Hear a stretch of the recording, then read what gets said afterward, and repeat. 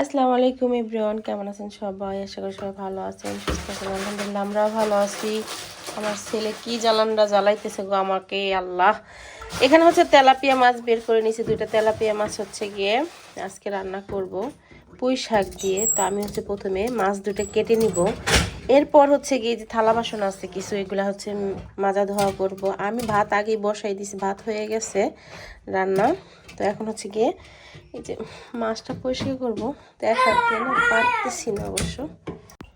তো এই যে মাছটা কাটছি, মাছটাকে হচ্ছে এখন আমি লেবু আর হচ্ছে লবণ দিয়ে মেখে রাখবো। আর আমার ছেলে পণ্ডিত কোথায় দাঁড়াইছে দেখেন, চেয়ারের উপরে দাঁড়াইয়ে পরে হচ্ছে কি যে আমার পাশে দাঁড়াচ্ছে। চেয়ার তো প্লাস্টিকের চেয়ার, যদি স্লিপ কাটে পইরে একেবারে দাঁত ভেঙে যাবে সব।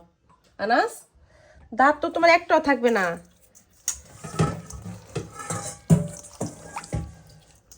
বাবা।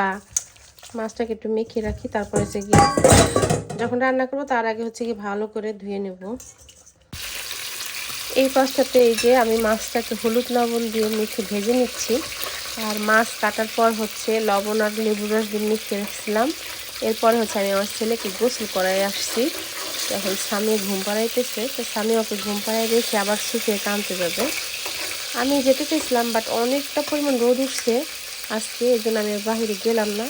আর এইখানে হচ্ছে গিয়ে আমার সব থালা বাসন ধোয়া শেষ। আমি হচ্ছে এই যে শাকটা ধুয়ে নেবো ভালো করে, যদি কোনো বালু থাকে এই জন্য হচ্ছে বেসিং এভাবে পানি ছেড়ে তারপর হচ্ছে শাকটাকে আমি ধুই। তাতে হয় কি, শাকের বালুগুলো সব নিচে পড়ে যায়। আর বেশি করে পানি দিয়ে শাক হচ্ছে গিয়ে ধোয়া উচিত, শাকের সাথে অনেক বালু থাকে।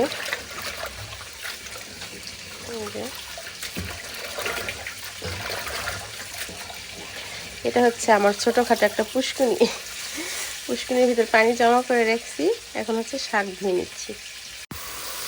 মাছটা ভেজে তুলে নিয়ে এটার ভিতরে হচ্ছে, এই তেলের ভিতরে হচ্ছে আমি মশলা কষিয়ে নিচ্ছি। এখন দিয়ে দেবো হচ্ছে পুঁই শাকগুলো।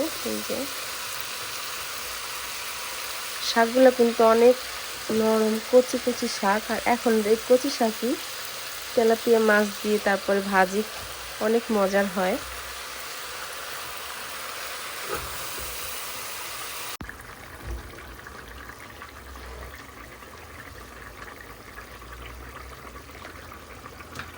মাছ ভেজে রাখা মাছটা দিয়ে দিচ্ছি ঝোলের ভিতরে।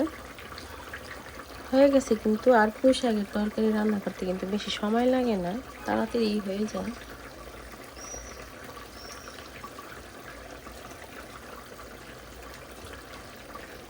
মাছটা একটু নরম ছিল যার কারণে ভেঙে গেছে। আসলে ফ্রোজেন মাছ তো কবে আসে তা তো ঠিক নাই, এই জন্য হচ্ছে ভেঙে যায়। এটা হচ্ছে গিয়ে থাইল্যান্ডের মাছ, থাইল্যান্ড থেকে আসছে, এটা কিন্তু বাংলাদেশি না। তেলাপিয়া মাছটা হচ্ছে থাইল্যান্ডের, মেড ইন থাইল্যান্ড লেখা ছিল। থাইল্যান্ডের দোকান আছে আমাদের এখানে, ওইখান থেকে আনছি, বাঙালি দোকান থেকে আনি নেই। যে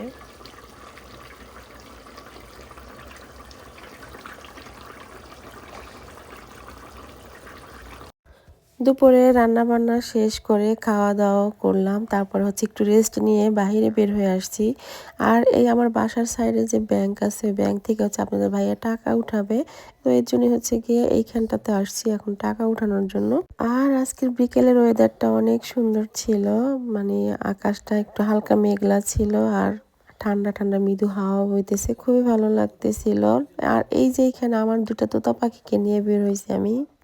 আর আমার বাচ্চারা হচ্ছে বাইরে বের হলে খুবই খুশি হয়, ওরা ঘুরতে খুবই পছন্দ করে, আর বিশেষ করে হচ্ছে সুফে গাড়ি দেখতে বেশি পছন্দ করে। এরপরে হচ্ছে চলে আসছি হচ্ছে ম্যাকডোনাল্ডসে, আমরা একটু ম্যাকডোনাল্ডস খাওয়ার জন্য আসছি, ছেলে মেয়েকে নিয়ে চলে আসছি। আর স্বামী হচ্ছে চলে গেছে, ও ক্লাস আছে, ক্লাসে গেছে।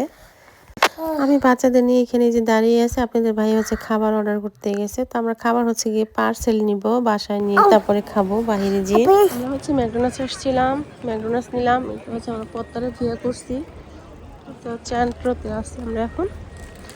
এই যে পত্তারে ভিয়া, তো এইখানে অনেকটা পরিমাণ বাতাস, বাট এখানে বসতে পারবো না, বাচ্চাদের ঠান্ডা লেগে যাবে এর জন্য। তো বাতাসের কারণে আমরা এই সাইডে আসছি। তো আপনাদের ভাইয়া হচ্ছে একটু পানি আনতে যায়, সুপারে ঢুকতেছে। পাপা ন, আমি এখানে আসছি তো।